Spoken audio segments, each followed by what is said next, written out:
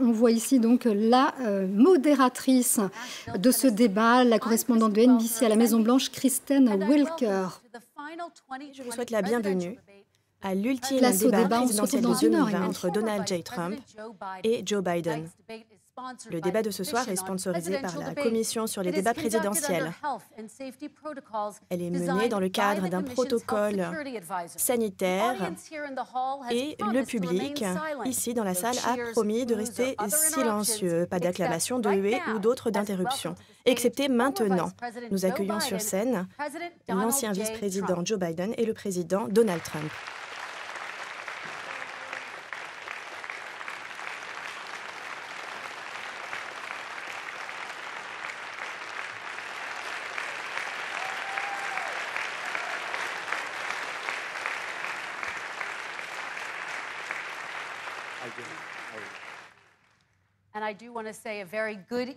Et je veux vous souhaiter bonsoir à tous les deux. C'est un débat qui va couvrir 6 thématiques.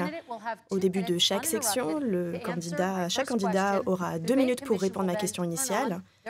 Puis la commission sur les débats ouvrira leur micro.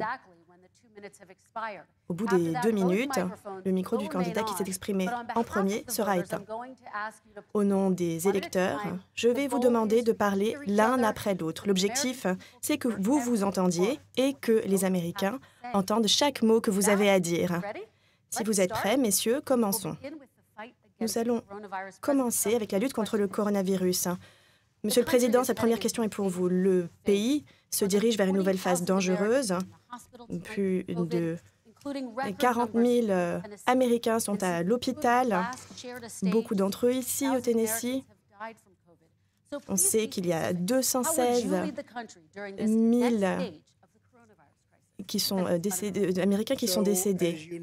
Que comptez-vous faire contre cette crise? Comme vous le savez, 2,2 millions de personnes auraient dû mourir, selon les modèles. Nous avons confiné la plus grande économie du monde afin de lutter contre cette horrible maladie qui nous vient tout droit de Chine. C'est une pandémie internationale que l'on voit dans tous les pays, en Europe, dans bien d'autres régions aujourd'hui. Vous avez peut-être remarqué que le taux de mortalité est en baisse, 85%. Le taux de mortalité excessive additionnelle est en baisse, bien plus basse que dans les autres pays. Nous nous battons. Il y a eu un pic en Floride qui a aujourd'hui disparu. Il y a eu un grand pic au Texas qui a disparu, un grand pic en Arizona. La situation est à présent sous contrôle et il y a eu également des pics, des flambées dans d'autres États qui seront bientôt réglés. Un vaccin arrive, il est prêt. Les annonces vont être faites dans les semaines à venir. Cela va fonctionner. Il y a l'opération Warp Speed, c'est-à-dire que l'armée va distribuer ce vaccin. Et je peux vous dire, car je l'ai vécu, j'ai été à l'hôpital, j'ai eu le Covid, je me suis remis et je peux donc vous dire que j'ai reçu quelque chose, des médicaments, on appelle ça des médicaments, on a appelé même... On a dit que c'était un remède, un formidable traitement. Je me suis remis très rapidement. Je ne serai pas là ce soir, aujourd'hui, sinon. Et aujourd'hui, je suis immunisé. Pendant 4 mois ou toute une vie, on ne sait pas encore le dire, mais je suis immunisé. De plus en plus de personnes se remettent. Il y a un problème que tout le monde connaît. C'est un problème mondial. Mais les dirigeants de nombreux pays m'ont félicité pour notre action, ce que nous avons fait. Regardez ce que nous avons fait. Par exemple, en particulier pour les ventilateurs. Aujourd'hui, nous fabriquons des ventilateurs, des milliers et des milliers de ventilateurs qui sont distribués dans le monde entier. La maladie va disparaître et comme je vous le dis, nous sommes en train d'avancer et nous sommes à un tournant. Très bien. Monsieur l'ancien vice-président, comment essayez-vous de sortir ce pays de la crise? Vous avez 2 minutes.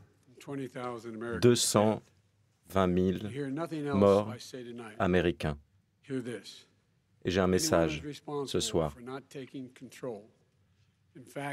Tout le monde est responsable. Tous ceux qui disent qu'ils ne sont pas responsables, ces personnes ne devraient pas rester aux responsabilités. C'est le cas du président des États-Unis. Il y a 1000 décès par jour aujourd'hui et plus de 70 000 nouveaux cas par jour. Comparé à ce qui se passe en Europe,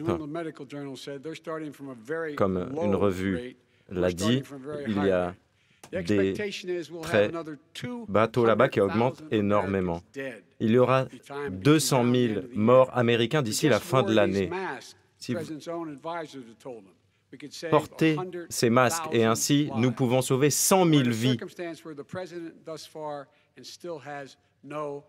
Et pour l'instant, le président n'a pas de programme, il n'a pas de programme général. Ce que je ferai, que je veillerai à ce que tout le monde porte un masque à tout instant.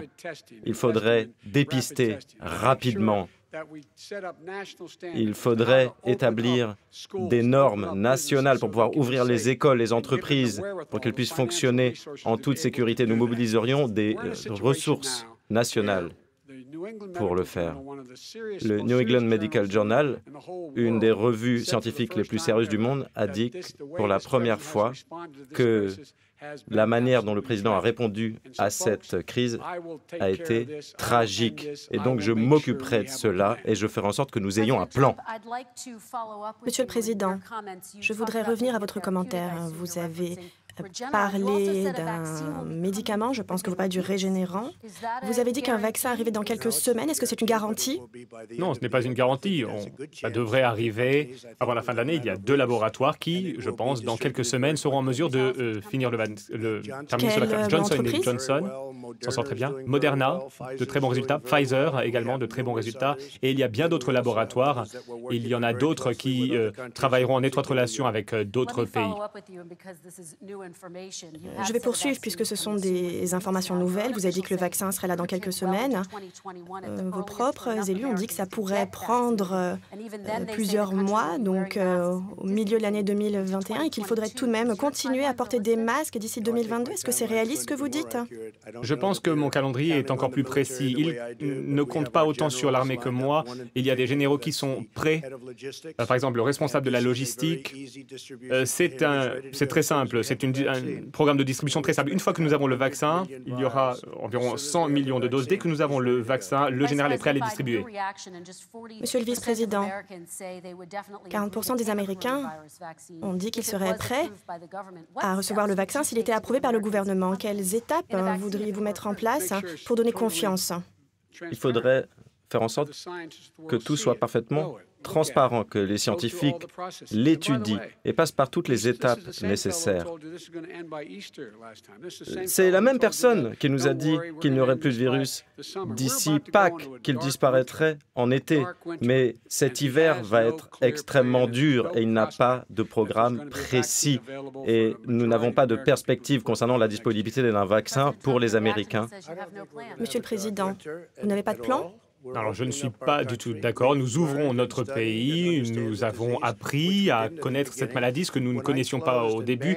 Lorsque j'ai interdit les vols venant de la Chine, et même les vols depuis l'Europe, la Chine, c'était en janvier. Quelques mois après, il a dit que j'étais xénophobe, que j'avais fermé les frontières trop tôt. Et maintenant, on dit que j'aurais dû aller plus vite. Mais lui, il était des mois en retard derrière moi, des mois derrière moi, vraiment en retard. Et honnêtement, il était en charge de gérer la situation pendant la grippe H1N1, la grippe porcine, et c'était une catastrophe. C'était bien moins mortel, mais c'était une catastrophe.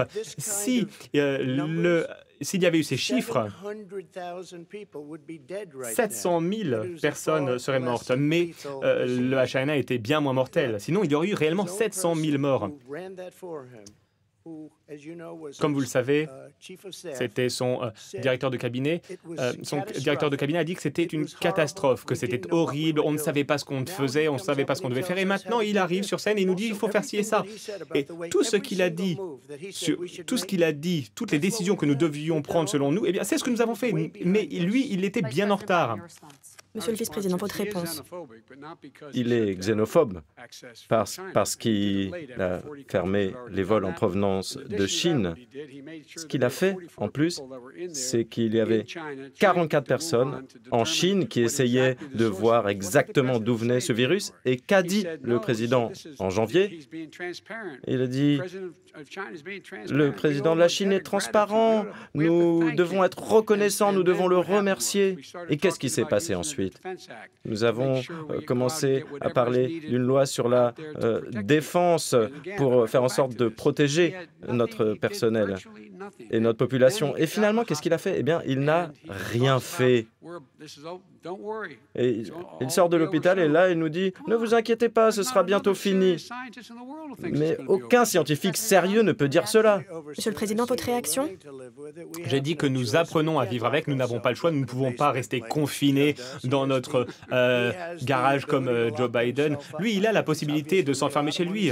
J'imagine qu'il a gagné beaucoup d'argent pour pouvoir s'enfermer pendant aussi longtemps, mais ce n'est pas possible pour les autres Américains. Et en tant que président, je ne peux pas le faire non plus. J'aimerais bien aller me cacher dans une très belle chambre de la Maison-Blanche et disparaître pendant 1 an et attendre que tout soit terminé, mais je ne peux pas le faire. À chaque réunion, et je rencontre beaucoup de familles, des familles de stars, de sportifs, etc. Et je dois les rencontrer. Toutes ces familles auraient été tristes de voir notre réunion ou notre entrevue être annulée. Je dis c'est dangereux, on peut l'attraper. Je l'ai attrapé, j'ai appris énormément, j'ai vu de formidables hôpitaux, formidables médecins, et je me suis remis. 99,9% des jeunes se remettent. 99,9% des malades se remettent. Il faut ouvrir notre pays, ouvrir nos écoles. On ne peut pas fermer notre nation, ou alors on n'aura plus de nation. Et bien sûr, le CDC a dit que les jeunes peuvent tomber malades du Covid-19. Je voudrais parler de stratégie. 30 secondes. Tout d'abord, il dit qu'on apprend à vivre avec. On apprend à mourir avec. Imaginez quelqu'un ce matin qui prenait son petit déjeuner et qui, le soir, voit son conjoint ou sa conjointe qui n'est plus là. Nous mourrons. C'est dangereux. Est-ce que c'est toujours dangereux? Est-ce que vous le dites vraiment? Et qu'est-ce que vous faites face à cette menace? Et vous dites, je ne prends pas cette responsabilité. Non, nous sommes responsables, nous assumons nos responsabilités. Et ce n'est pas de ma faute si le virus est arrivé, c'est la faute de la Chine. Ce n'est pas la faute de Joe si le virus est arrivé, c'est la faute de la Chine. Ils ont empêché le virus de se propager dans le reste de la Chine, mais ils l'ont laissé se propager dans le reste du monde, l'Europe et nous. Monsieur le vice-président. Lorsque nous avons vu qu'il arrivait, lorsqu'il nous a frappés, qu'est-ce qui s'est passé? Qu'est-ce que le président a dit? Il a dit, ne vous inquiétez pas, il s'en ira, il sera parti d'ici Pâques avec le beau temps. Il a dit, injectez-vous de la javel. Et il était sérieux, il a dit plein de choses. Et aujourd'hui, il pense que nous avons le contrôle de la situation. Nous allons perdre 200 000 personnes en plus. Monsieur le Président. Oui, j'aimerais conclure sur ce point. Je plaisantais sur la javel, mais pour finir, lorsque j'ai fermé le pays, il a dit « je n'aurais pas dû le faire ». Et ça a duré des mois. Nancy Pelosi a dit la même chose.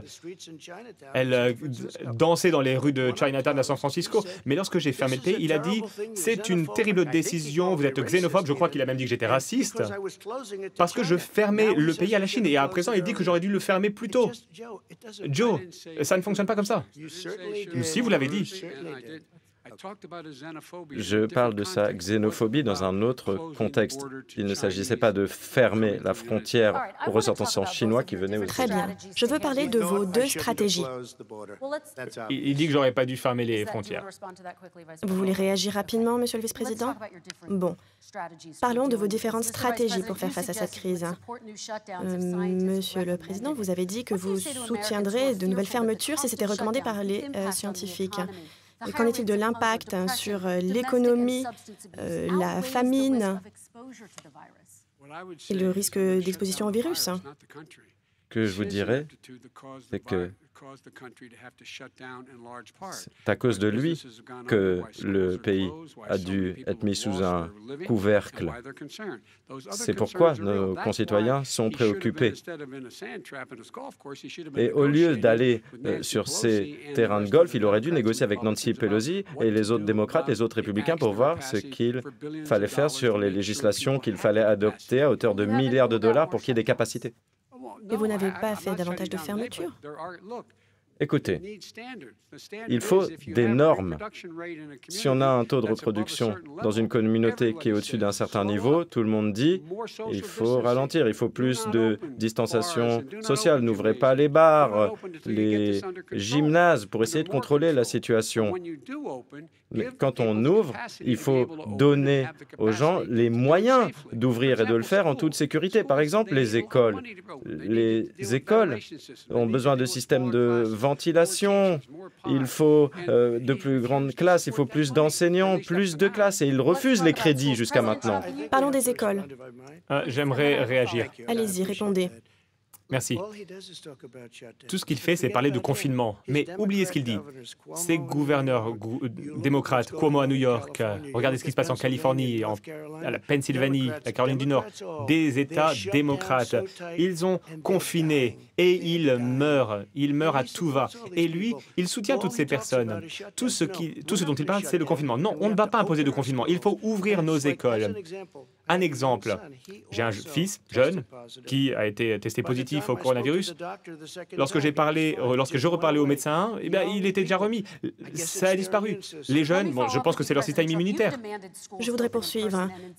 Vous avez demandé l'ouverture des écoles de façon sécuritaire, mais il y a une ville qui a passé tout son système d'enseignement en ligne. Que dites-vous aux parents qui s'inquiètent du fait qu'envoyer les enfants à l'école va être dangereux pour les enfants et les enseignants?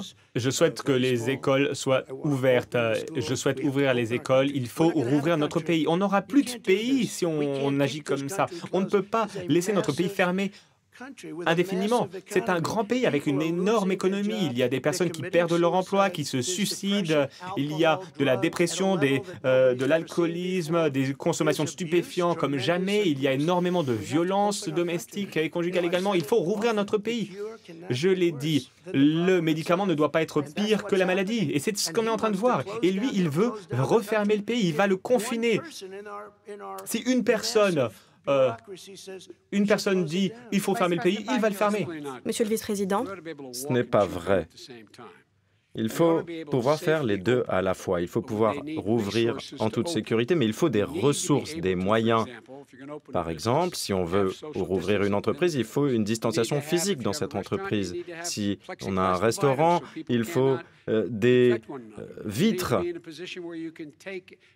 des parois de séparation et pouvoir dépister rapidement et savoir si quelqu'un est infecté ou pas. Il faut pouvoir suivre les cas contacts. Il faut des moyens pour tout cela.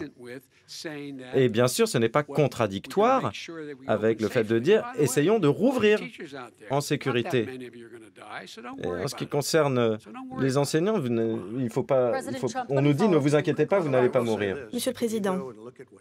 Mais j'aimerais dire une chose, regardez ce qui se passe à New York. New York est désertée. C'est une ville fantôme. Et lorsqu'on parle de barrières en plexiglas, ce sont des restaurants qui vont disparaître, qui vont être sur la paille.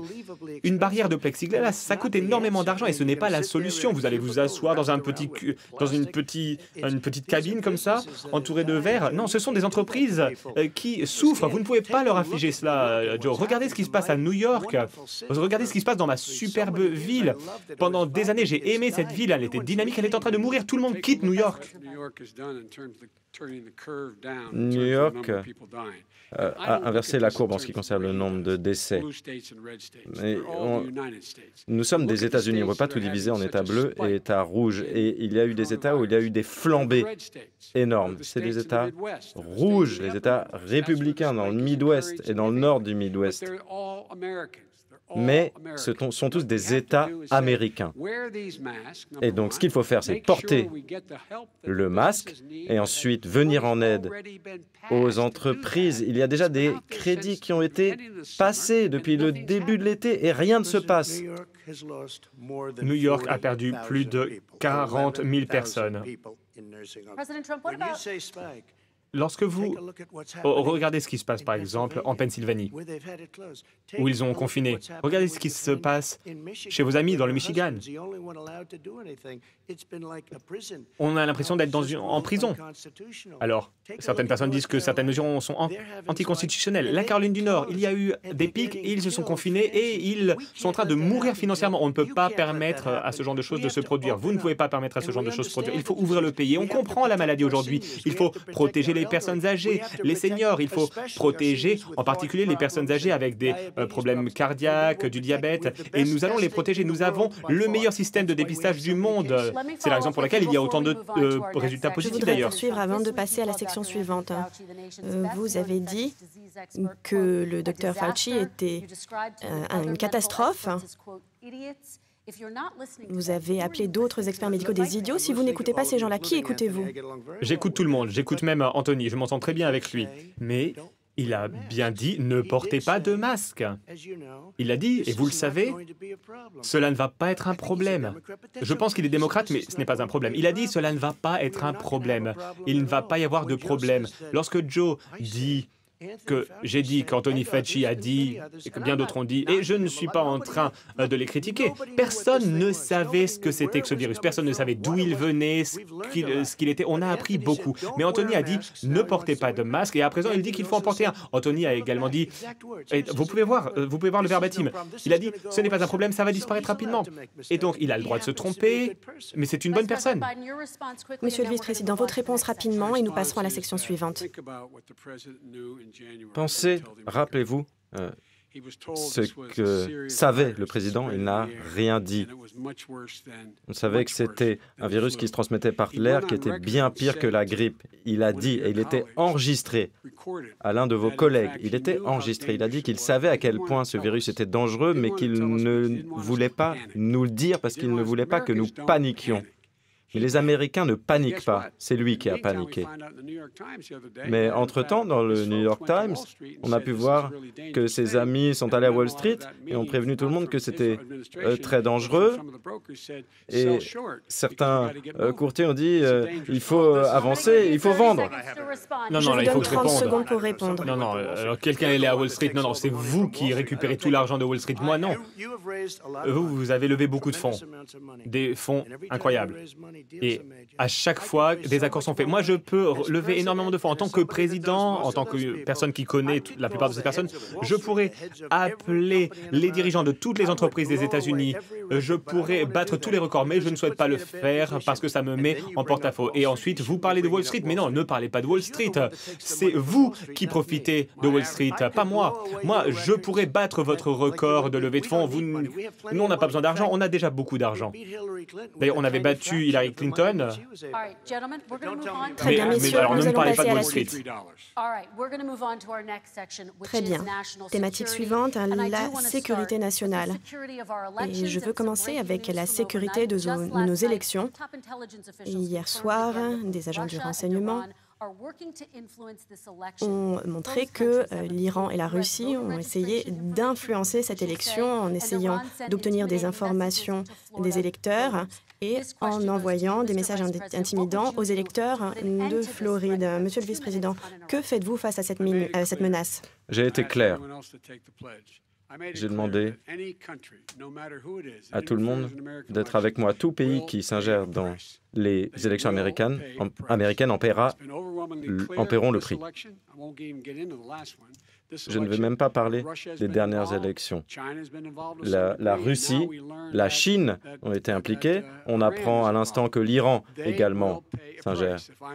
Ces pays en paieront le prix si je suis élu. On ne plaisante pas avec la souveraineté américaine. C'est ce qui est en jeu. Et à ma connaissance, je ne pense pas que le président ait dit quoi que ce soit à Poutine sur cette question. Je sais qu'il discute beaucoup avec lui, mais je ne pense pas qu'il lui en ait touché mot. Et je ne sais pas s'il s'est adressé aux Iraniens. Peut-être qu'il devrait s'exprimer un peu plus. Mais ce qui est en jeu, mes amis, c'est que aujourd'hui, on a des pays qui tentent de s'ingérer dans nos élections.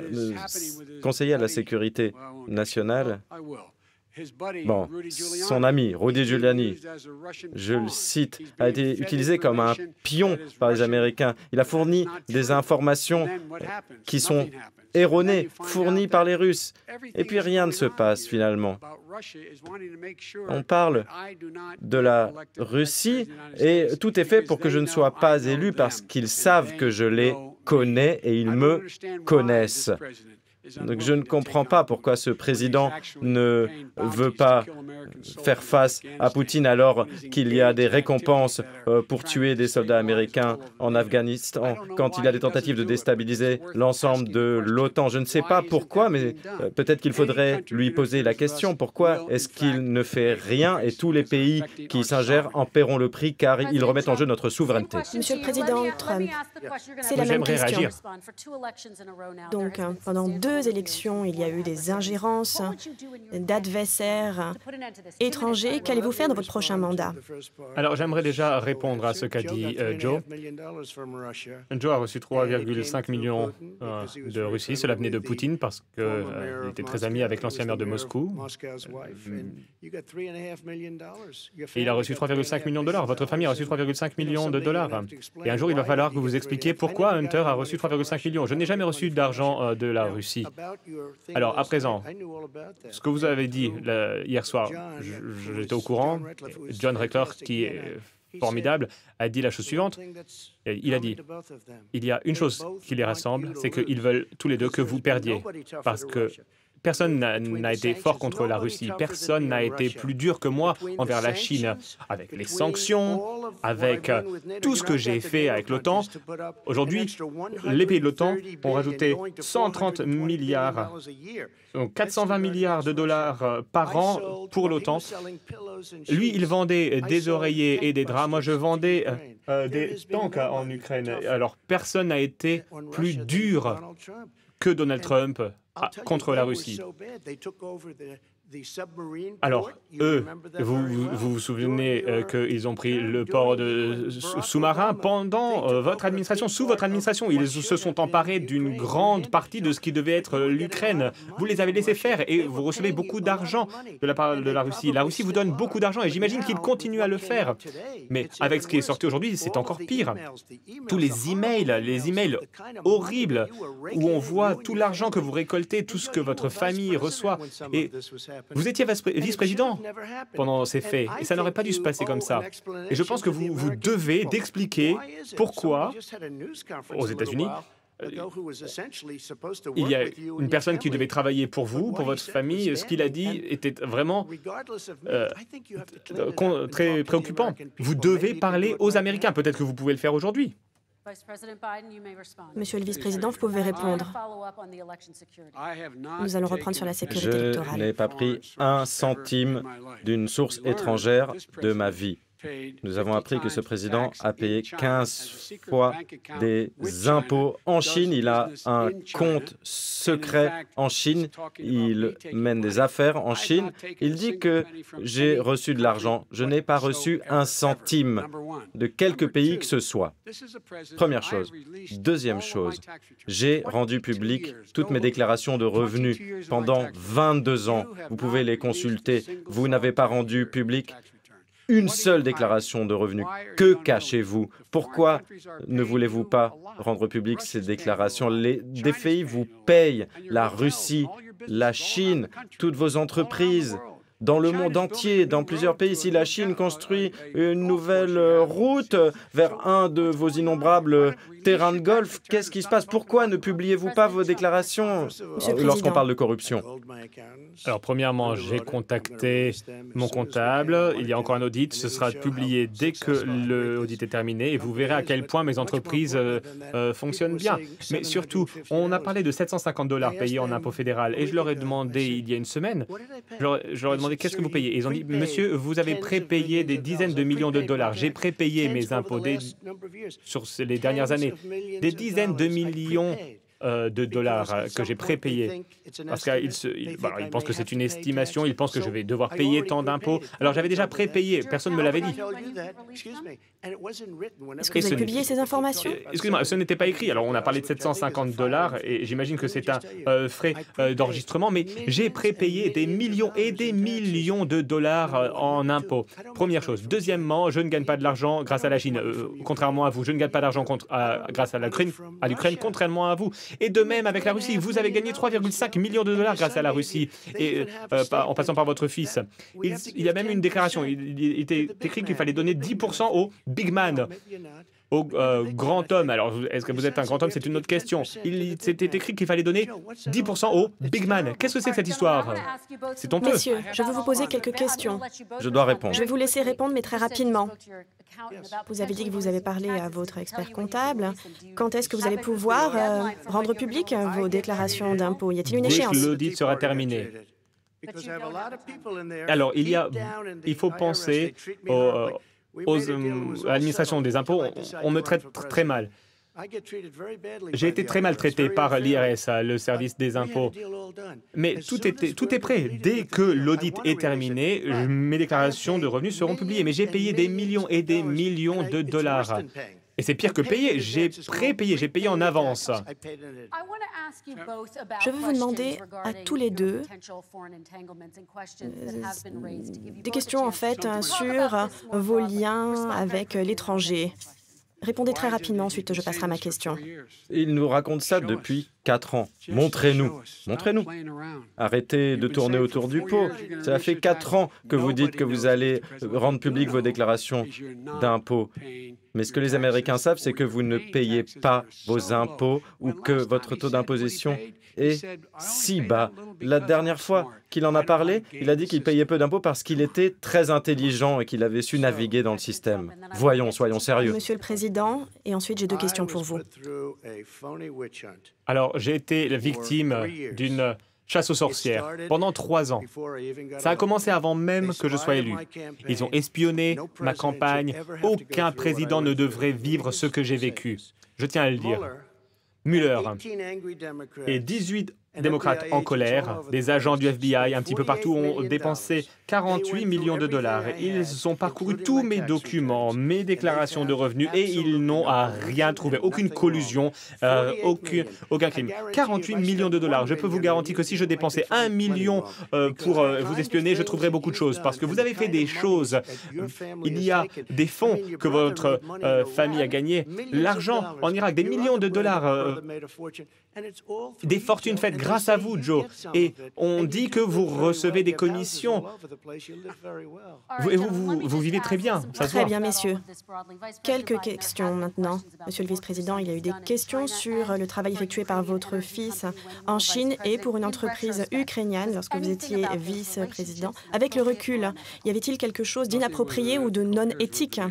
Il n'y a pas eu de manquement à l'éthique. Ce qui concerne l'Ukraine, il y a plein de questions parce qu'il siégeait au directoire d'une entreprise, Burisma.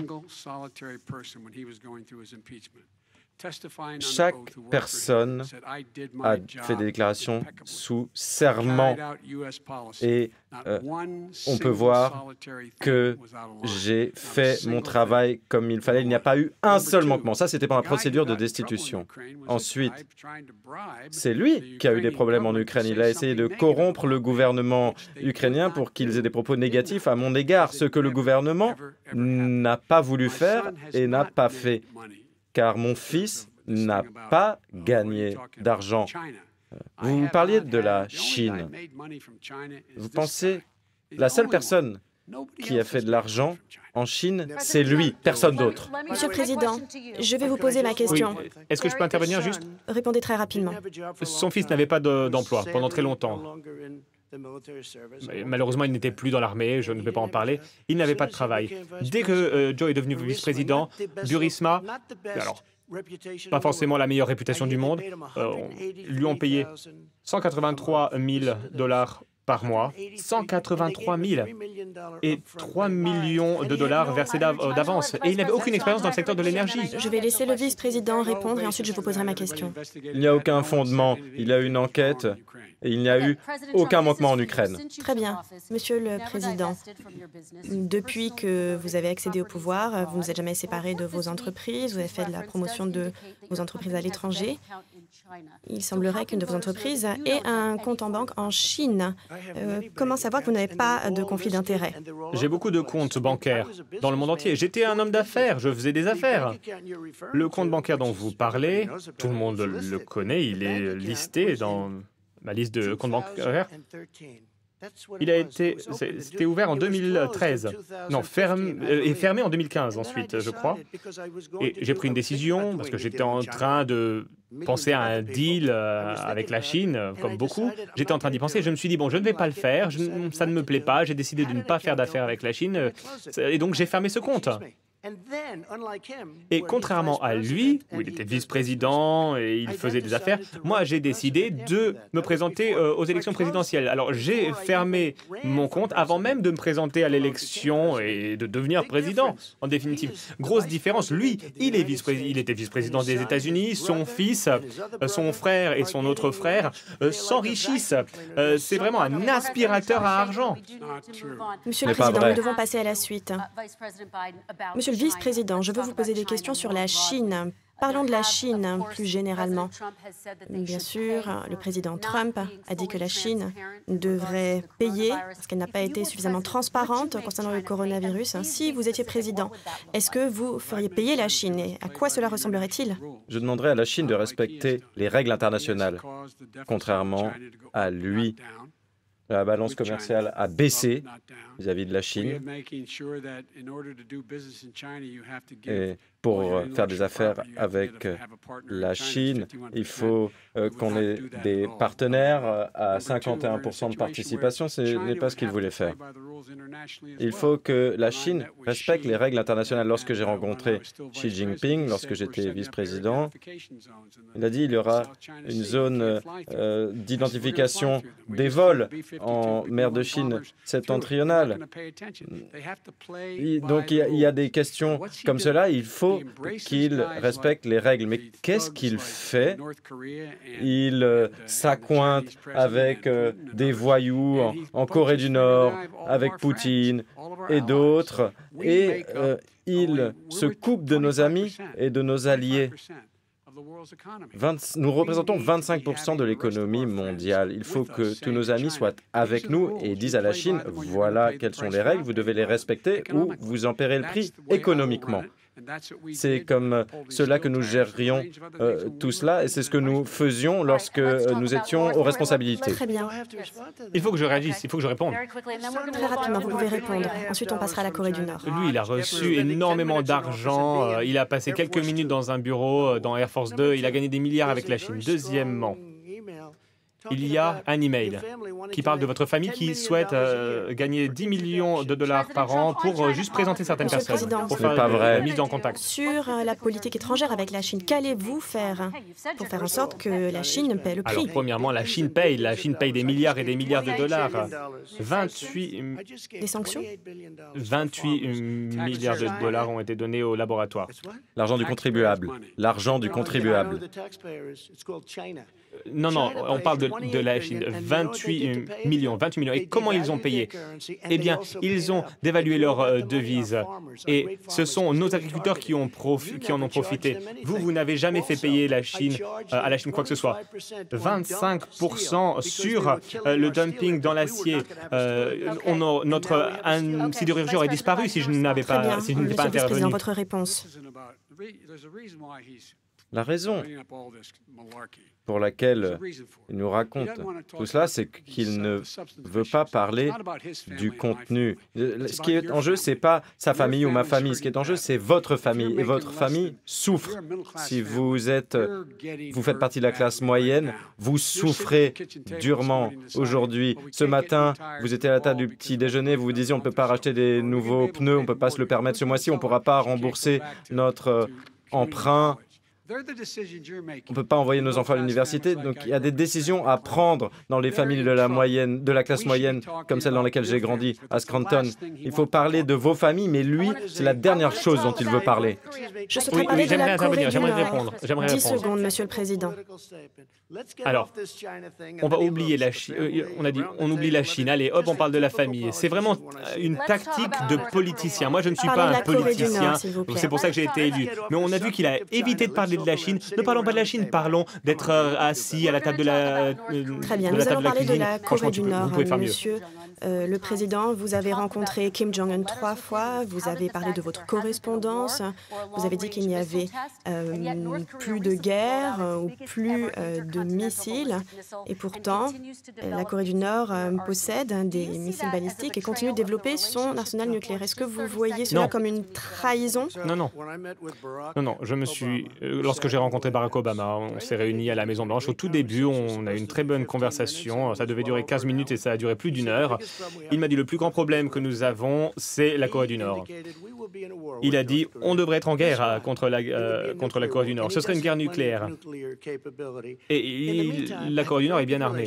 Mais personnellement, j'ai une bonne relation avec Kim Jong-un. C'est un homme différent, mais il pense sûrement la même chose de moi. On a une différente relation, une relation bonne mais différente. Et il n'y a pas de guerre. Nous ne sommes pas en guerre contre la Corée du Nord. Et il y a 2 mois, par exemple, on a dit il va y avoir des problèmes. Ils sont arrivés à un endroit, etc. Et j'ai eu raison. Il n'y a pas eu de problème. Au lieu d'être en guerre avec des soldats, avec Séoul à quelques kilomètres, des millions de personnes seraient mortes si on était en guerre contre Monsieur le Président, contre la Corée du Nord. Mais nous ne sommes pas en Monsieur guerre. le Vice-président, à vous, il y a eu 4 tests nucléaires pendant l'administration Obama. Comment pouvez-vous freiner cette menace? Parce que nous serions très clairs avec la Chine sur le fait qu'il devrait faire partie de l'accord. En tant que porte-parole du gouvernement, lorsque je suis allé en Chine, j'ai demandé pourquoi ils rapprochaient les défenses balistiques. Pourquoi est-ce qu'il y avait des manœuvres militaires avec la Corée du Sud? C'est ce qu'on nous a demandé. Eh bien, parce que j'ai dit que la Corée du Nord était un problème, qu'il fallait les contrôler, faire en sorte qu'ils ne puissent pas nous nuire. Et donc, s'il faut faire quelque chose, il faut que vous preniez vos responsabilités, sinon cela se poursuivrait. Qu'est-ce qu'il fait? Il légitime la Corée du Nord. Il parle de son bon ami, qui est un voyou, rien d'autre. Et il dit qu'on est mieux comme ça, alors qu'ils peuvent atteindre le territoire américain beaucoup plus facilement qu'avant. Je voudrais poursuivre avec vous, Monsieur le Vice-président. Vous n'allez pas rencontrer Kim Jong-un sans prérequis. Quelles seraient ces conditions? Il faudrait avant tout qu'il fasse baisser ses capacités nucléaires pour que ce soit une zone exempte d'armement nucléaire. Poursuivons. Parlons des familles américaines. Ils ont essayé. Quelques secondes, Monsieur le Président. Ils ont essayé de le rencontrer. Il n'a pas voulu. Il n'aimait pas Obama. Il ne l'aimait pas. Il ne voulait pas le rencontrer. C'était un fait. Ils ont essayé. Ça n'a pas fonctionné. Et ce n'est pas un problème. La Corée du Nord, on n'est pas en guerre, on a une bonne relation. Les gens ne comprennent pas. Avoir une bonne relation avec les dirigeants d'autres pays, c'est important. Monsieur le Président, il faut poursuivre. Votre réponse, Monsieur le Vice-président. Nous avions eu des bonnes relations avec Hitler avant qu'il n'envahisse l'Europe. Voyons. La raison pour laquelle il ne voulait pas rencontrer le président Obama, c'est que Obama disait qu'il fallait parler d'abord de dénucléarisation. Nous n'allons pas légitimer ce régime et nous allons imposer des sanctions plus dures. Et c'est pour ça que ça n'a pas fonctionné. Aux familles américaines. J'ai hérité d'une catastrophe. Ils m'ont vraiment laissé une catastrophe. La Corée du Nord, c'était un désastre. Et vous vous souvenez, peut-être les 2-3 premiers mois, il y avait une période très dangereuse pendant le début de mon mandat, avant qu'on règle la situation. C'était très dangereux. C'est ce dont nous avions hérité. Obama, je pense, devrait être le premier à dire que c'était le plus grand problème auquel notre pays était confronté. Très bien. Nous passons aux familles américaines et à l'économie. L'une des questions qui est très importante pour elles, ce sont les soins de santé, comme vous le savez. Il y avait un vote très important concernant Amy Coney Barrett. Et le Sénat a approuvé sa candidature.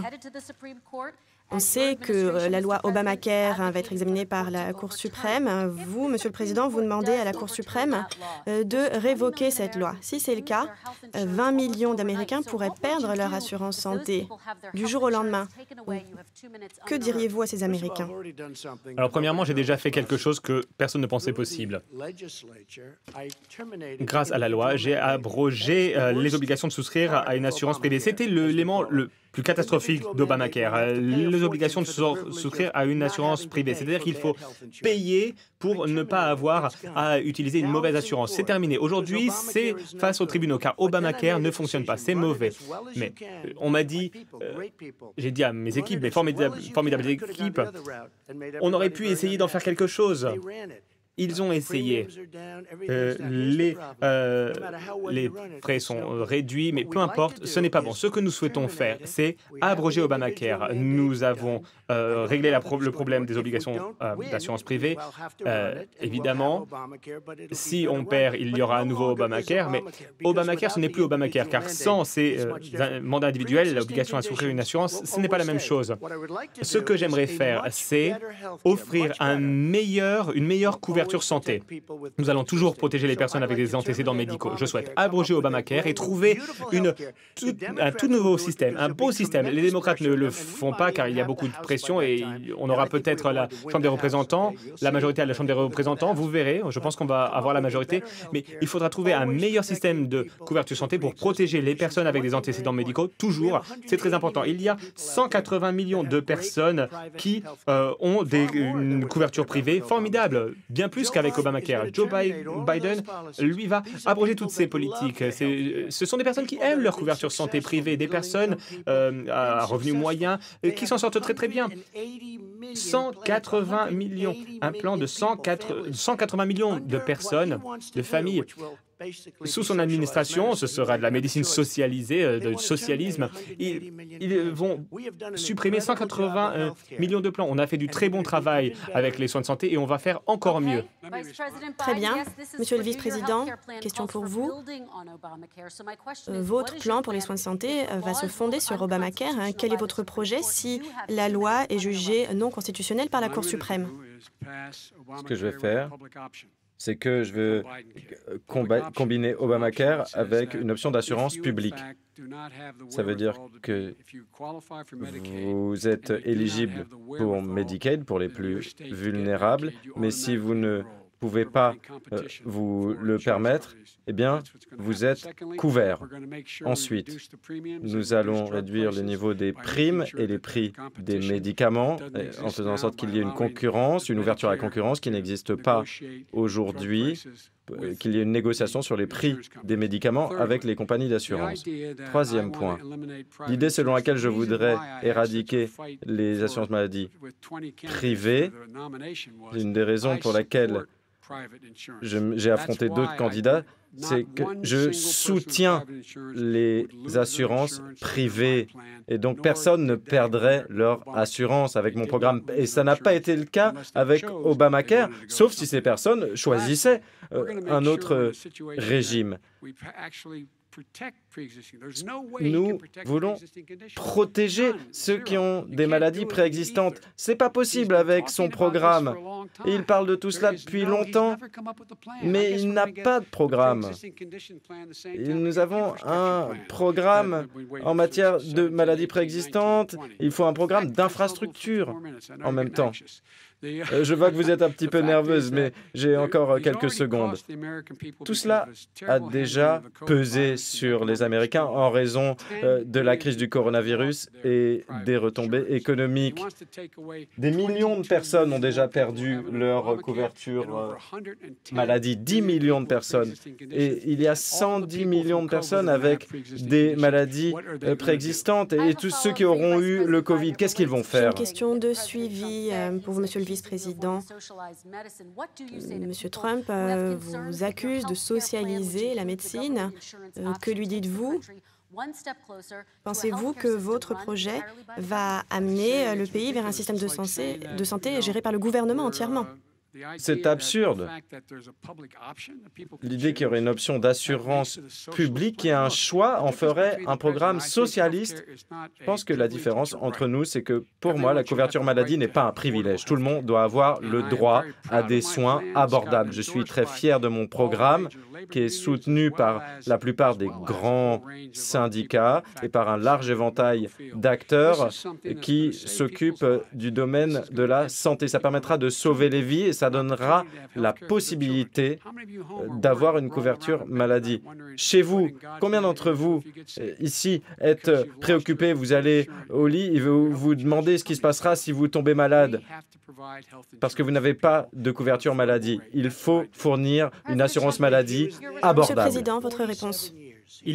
Il a travaillé au pouvoir pendant 47 ans. Il n'a rien fait. Vice-président pendant 8 ans. Ce n'était pas il y a 25 ans, c'était il y a 3 ans et 3 quarts.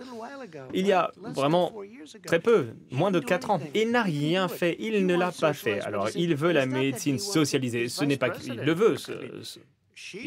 Sa vice-présidente est plus libérale que Bernie Sanders. Elle veut encore plus de ce genre de choses. Bernie Sanders le veut. Les démocrates le veulent. Vous allez avoir une médecine socialiste. C'était la même chose avec la fracturation hydraulique. On ne va pas avoir de fracturation hydraulique. On va pas en avoir. Ensuite, il arrive en Pennsylvanie quand il est devenu candidat. Il a eu de la chance. Il va en Pennsylvanie et il dit « Ah oui, on va faire de la fracturation hydraulique. » Et vous ne lui posez pas de questions à ce sujet. Alors, je respecte beaucoup la manière dont vous modérez ce débat, mais quelqu'un doit lui poser cette question. Pendant un an, il dit il ne va pas y avoir de fracturation hydraulique. Nous avons un certain nombre de thématiques à aborder. Non, mais vous devriez lui poser cette question. Nous allons tout passer en revue. La même chose avec la médecine socialiste. Monsieur le vice-président, votre réponse, s'il vous plaît. Ma réponse, c'est que les gens méritent d'avoir une assurance maladie abordable. Point barre. Et mon programme fournira tout cela avec des primes moins importantes. Et ça coûtera de l'argent, plus de 700 milliards de dollars. Et ça permettra d'avoir des meilleurs régimes, de faire baisser les primes, d'avoir des couvertures moins chères, de faire baisser les prix des médicaments de manière considérable. Il en parle, mais il n'a rien fait dans le domaine des soins de santé. Très rapidement, s'il vous plaît. Mais il parle d'options publiques. Quand il parle d'options publiques, il parle de médecine socialisée. Lorsqu'il parle d'options publiques, il dit on détruit Medicare, on détruit la sécurité sociale et tout ce pays va s'effondrer. Bernie Sanders a essayé. Il l'a essayé. Son gouverneur était très libéral. Ils ont essayé de faire marcher ça. Et c'était impossible. Ça ne fonctionne pas. Il pense qu'il affronte quelqu'un d'autre, mais il affronte Joe Biden. Et j'ai battu toutes ces personnes parce que je n'étais pas d'accord. C'est Joe Biden qui se présente. Et l'idée selon laquelle nous détruirions Medicare, mais c'est lui qui a dit, lorsqu'on parle de sécurité sociale, c'est lui qui ne veut pas rendre public son plan. Et ce système pourrait faire faillite d'ici 2023 si on ne faisait rien. C'est lui qui a décidé de couper ce système d'assurance maladie. Et Donald Trump me donne des leçons sur la sécurité sociale et sur la couverture maladie, voyons. 10 secondes, Monsieur le Président. Lui, il y a des années, il a essayé de supprimer la sécurité sociale. Alors, allez voir un petit peu ce qui s'est passé. Il a essayé de nuire à la sécurité sociale il y a des années. Monsieur le Président, j'aimerais répondre. Nous devons passer à la question suivante. Il a dit que la bourse allait exploser si je suis élu. S'il est élu, la bourse va s'effondrer. Très bien, je passe à la question suivante. Monsieur le vice-président, très rapidement. L'idée selon laquelle la bourse augmente, ça permet de mesurer une situation, mais les gens ne vivent pas grâce à la bourse. Les milliardaires de ce pays ont fait 700 milliards de dollars de bénéfices en plus dans les 3 années qui ont suivi la crise. Mais qu'est-ce qui se passe qu'est-ce qui arrive aux citoyens ordinaires? Nous allons devoir passer à la suite. Les plans retraite explosent et lui ne vient pas de Scranton. Non, il y a vécu pendant quelques mois et ensuite Nous il est allons parti. passer à la question suivante. Et les habitants de Pennsylvanie le savent. Je passe à la question suivante. Aujourd'hui, plus de 12 millions de personnes n'ont plus d'emploi. Et 8 millions d'Américains sont désormais dans la pauvreté. Il y a de plus en plus de familles qui ont faim. Et les personnes les plus touchées sont les femmes et les personnes de couleur. Ces personnes voient ce qui se passe à Washington, Monsieur le Président. Que faire pour les aider? C'est à cause de Nancy Pelosi qui ne veut pas l'approuver. Vous êtes le président. Oui, moi je suis d'accord, mais évidemment, il faut que ça passe à la Chambre. Et je pense qu'on va remporter la majorité de la Chambre. Nancy Pelosi ne souhaite rien approuver parce qu'elle aime bien les petites victoires. Elle aime bien une victoire. Elle ne veut pas l'approuver avant le jour du scrutin. Nous sommes prêts. Nous sommes prêts à agir. Nous avons déjà approuvé 3 plans qui ont été distribués, y compris le plan des démocrates. Elle ne veut pas, parce qu'on est très proche des élections, elle pense que ça va nous nuire d'un point de vue politique. Et ça lui nuit d'un point de vue D'accord, Monsieur le politique. vice-président. Le président du Sénat républicain a dit qu'il ne pourrait pas avoir les voix nécessaires pour adopter tout cela. Je voudrais poursuivre avec vous, On a Monsieur le trouvé un vice-président. accord et les Je pose la républicains le question voteront. au vice-président. Vous êtes le leader du Parti démocrate. Pourquoi n'avez-vous pas poussé les démocrates à obtenir cet accord pour les Américains? Écoutez, on a adopté cette législation au début de l'été. Nous avons poussé pour son adoption. C'est pas nouveau. Cette législation est déjà là. Et il y a une loi de reprise de 800 milliards. Et il y a des communautés locales qui doivent équilibrer leur budget. Il y a des États qui doivent équilibrer leur budget et qui doivent licencier des officiers de police, des enseignants, des pompiers pour que les villes et les comtés continuent de fonctionner. Mais lui, le président, ne veut pas soutenir tout cela. Il n'a rien fait pour eux. Et Mitch McConnell dit, eh bien, laissons-les faire faillite. Laissons-les faire faillite, voyons, c'est quoi le problème avec ces gens-là? Lui, il voulait aider des entreprises mal gérées, des villes mal gérées par des démocrates. Il voulait donner des milliards et des milliards de dollars à ces villes mal gérées. C'était un moyen également de prendre de l'argent dans les poches des Américains et pour les mettre dans les poches des sans-papiers. Nous allons nous occuper de tout pour eux. J'aimerais les aider, mais si nous les aidons trop, tout le monde va arriver aux États-Unis. C'était un moyen de s'occuper d'eux, c'était un moyen de dépenser de l'argent sur des choses qui n'ont rien à voir avec le Covid. Mais c'était vraiment un plan d'aide pour des villes très mal gérées par les démocrates. Écoutez, je suis fier d'être démocrate, mais je serai le président de tous les Américains. Pour moi, il n'y a pas des États démocrates, des États républicains. Moi, ce que je vois, c'est les États-Unis d'Amérique. Et chaque État a des difficultés. Et si c'est le cas, eh bien, il va falloir licencier des pompiers, des équipes de premiers secours, des enseignants, des officiers de police parce que les budgets ne seront pas équilibrés. Mais le gouvernement fédéral doit compenser tout cela pour les États-Unis d'Amérique. Minimum, messieurs. On parle beaucoup des petites entreprises en difficulté, des chefs d'entreprise en difficulté. Pensez-vous que c'est le bon moment de leur demander d'augmenter le salaire minimum? Vous avez parlé de 15 $, Oui, Monsieur le vice-président. Je le pense parce que ce qu'il faudra faire, c'est leur venir en aide également. Nous devrions le faire maintenant, les petites entreprises. Il y a une entreprise sur 6 qui fait faillite, qui ne pourra pas se relever. Il faut des partenariats publics, privés. Il faut des fonds pour s'organiser, pour pouvoir ouvrir en toute sécurité. Il y a les écoles qui doivent enseigner, qui doivent embaucher plus d'enseignants. Il faut plus de classes. Tous ces acteurs ont besoin d'aide. C'est le cas des entreprises, c'est le cas des écoles. Ils ont besoin d'aide, mais eux, ils ne veulent pas les aider. Ils ne leur donnent pas de financement. Nous allons passer à la suite, mais vous Très pouvez rapidement. répondre. Alors, est-ce qu'il faut augmenter le salaire pour les aider? Non, je pense que ça doit être une décision des États. L'Alabama, ce n'est pas comme l'État de New York, l'État de New York n'est pas comme l'État du Vermont. Ça doit être aux États de décider. C'est très important. Il faut aider les petites entreprises. Comment on aide les petites entreprises lorsque vous forcez les employeurs à augmenter les salaires? Et on a vu que ça a été prouvé. Lorsqu'on augmente les salaires, eh bien, les petites entreprises doivent licencier de nombreux employés. Mais pas vrai. Vous avez dit que vous Pardon? envisageriez ce salaire minimum à 15 $. Vous l'avez dit récemment, c'est toujours le cas? J'en ai parlé. Pendant votre deuxième mandat, donc. Mais je n'ai pas dit que j'allais augmenter les salaires pour que ça cause de la faillite. Je connais différents États, les règles sont différentes. Dans certains États, 15 $, ce n'est pas mal. Dans d'autres États, 15 $, c'est vraiment Merci, Monsieur le Président. Réponse rapide, Monsieur le Vice-président. Il faut qu'il y ait moins de pauvreté. Personnes gagnent 7, 8 $ de l'heure. On applaudit les pompiers et les équipes de secours, mais ils méritent un salaire minimum de 15 $. Et tout ce qui est en dessous vous place en dessous du seuil de pauvreté. Et il n'y a aucune preuve qui montre que si on augmente le salaire minimum, les entreprises auront moins d'activité. Nous allons parler de l'immigration, messieurs. Et nous allons parler des familles dans ce contexte. Monsieur le Président, votre administration a séparé les enfants de leurs parents à la frontière au moins. 4 000 enfants.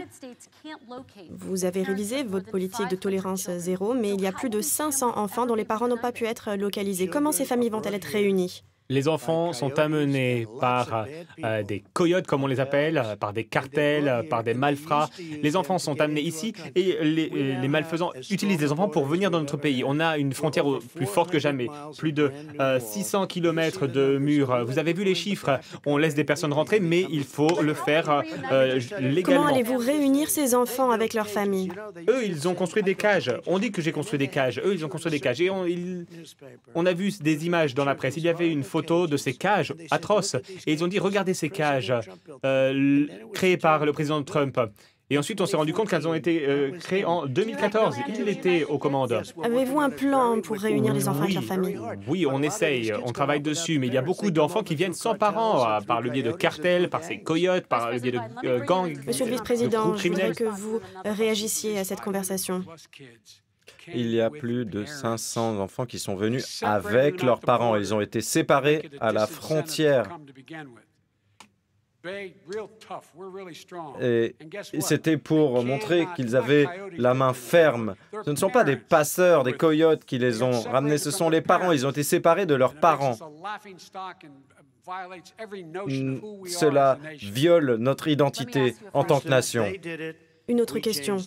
Ils avaient une politique, on l'a modifiée. Lui, ils l'ont fait, nous, on a modifié la politique. Ils ont construit ces cages. Nous n'avons pas séparé les enfants des parents. Qui a construit les cages, Joe? Mais de quoi parlons-nous? Des enfants ont été arrachés des bras de leurs parents. Et aujourd'hui, pour 500 de ces familles, on ne trouve pas les parents. Ces enfants sont tout seuls, ils n'ont nulle part où aller. Nulle part, c'est criminel. Vous avez 10 secondes, Une Monsieur le chose, Président. il y a des journalistes qui sont venus.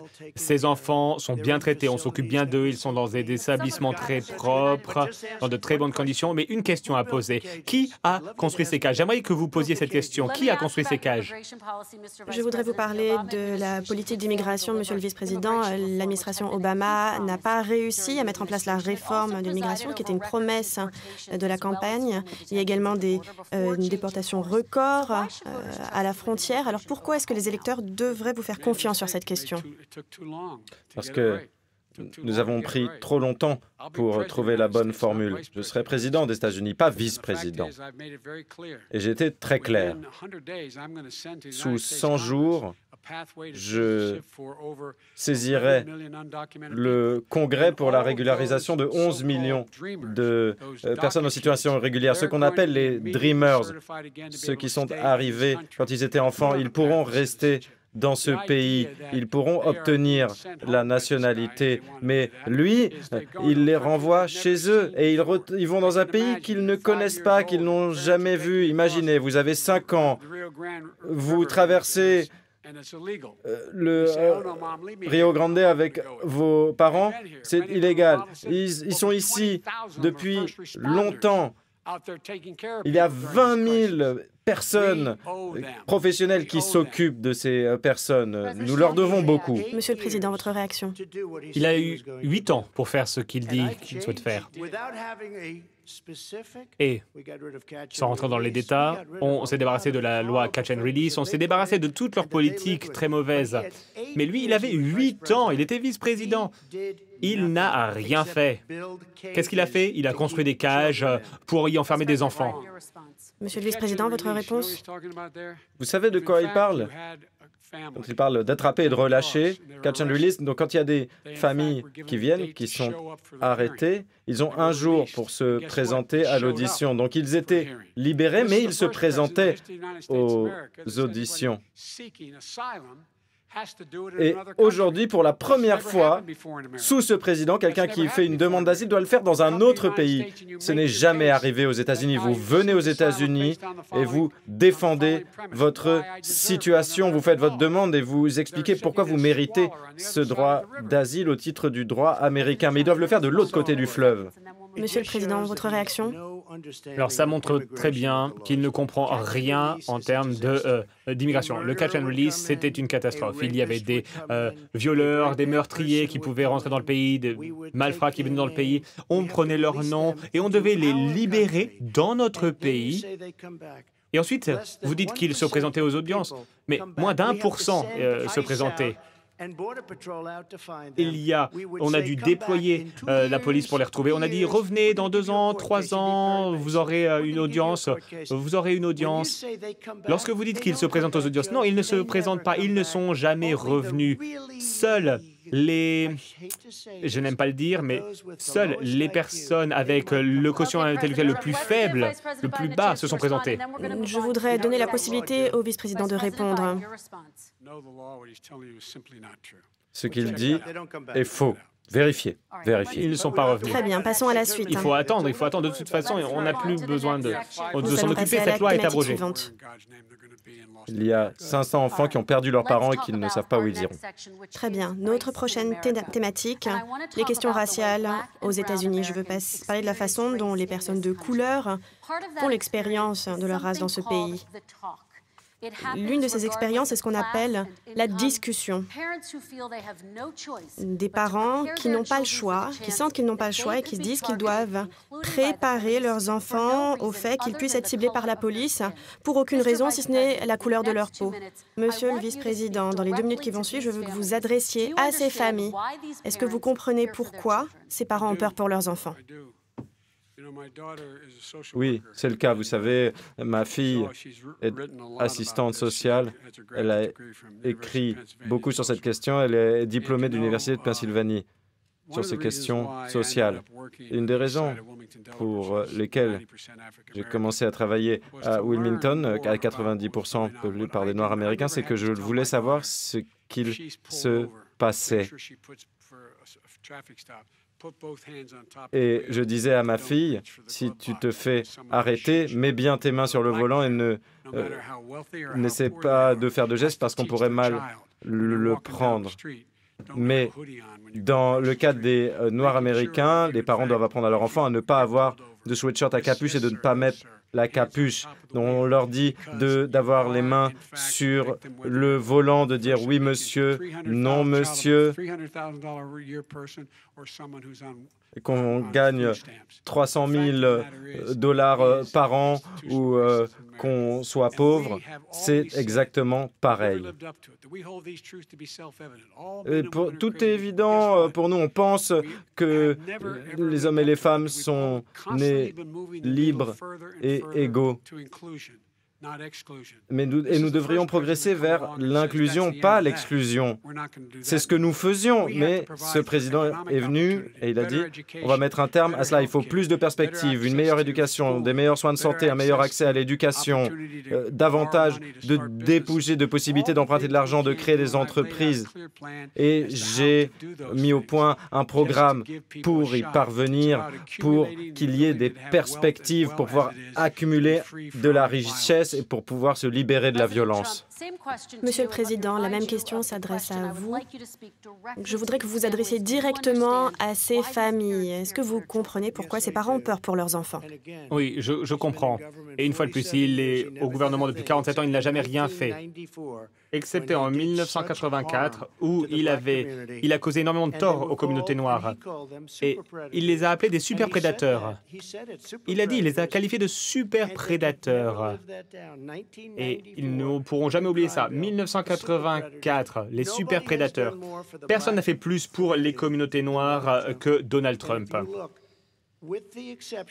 Peut-être, à l'exception d'Abraham Lincoln, peut-être, à l'exception d'Abraham Lincoln, mais à part lui, personne n'a fait ce que j'ai fait. La justice pénale a été réformée.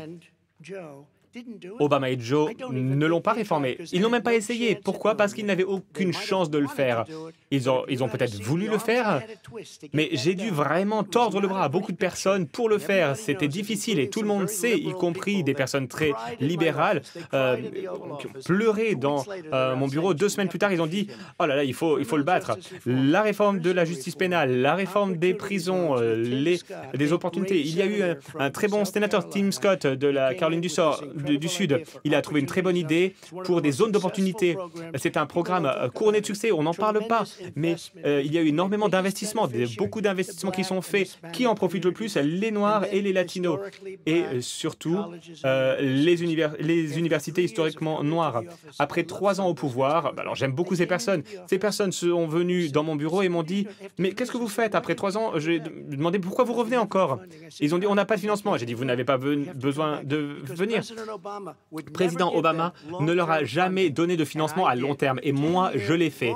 Un financement de 10 ans à long terme. Et je leur ai donné plus d'argent qu'ils avaient demandé, car ils ont dit, je leur ai dit, je pense que vous avez besoin de plus. Le seul inconvénient, c'est que je leur ai dit, peut-être que je ne vais pas vous revoir. Je les aime bien, ils m'aiment bien, et donc je serais triste de ne pas les revoir. D'accord. Nous allons parler de vos bilans, mais d'abord votre réponse, Monsieur le Vice-président. Je n'ai jamais dit ce dont il m'accuse. Après la loi sur la criminalité, c'est lui qui a dit que le problème avec cette loi, c'est qu'il n'y avait pas assez de personnes en prison. Vous pouvez trouver la date, la citation sur mon site Internet. Il a parlé de jeunes gangs de maraudeurs qui rôdaient dans nos villes. Et il voulait que 5 jeunes soient condamnés à la peine de mort alors qu'ils étaient innocents. Mais c'est vrai qu'il a commué les peines de 20 personnes. Nous avons commué les peines de milliers de personnes. Et la loi dont il parle, c'est une loi qui a été lancée par Barack Obama. Mais aujourd'hui, le système, il y a 38% de détenus, il y a 38 millions de détenus en moins. Pardon, 38 000 personnes en moins dans le système pénitentiaire. Il y a 20 millions de crédits qui ont été donnés aux États pour qu'ils modifient leur système et pour que les toxicomanes partent en cure de désintoxication et pour qu'ils n'aillent pas en prison car ils ne devraient pas. Et pourquoi il ne l'a pas fait il y a 4 ans? Pourquoi vous n'avez pas fait ça il y a 4 ans ou même moins? Pourquoi vous ne l'avez pas fait quand vous étiez vice-président? Vous n'arrêtez pas de parler de toutes ces choses que vous allez faire, je vais faire ci, je vais faire ça. Mais vous étiez au pouvoir il n'y a pas si longtemps et vous n'avez rien fait. Joe, je me suis présenté pour vous, pour Barack Obama, à cause de vous, à cause d'Obama. Si vous aviez fait du très bon travail, je ne me serais jamais présenté aux élections. Je me suis présenté à cause de vous. Je vous regarde, vous êtes un politicien. Je me suis présenté à cause de vous. Monsieur le vice-président, votre réponse et ensuite j'ai d'autres questions pour vous deux.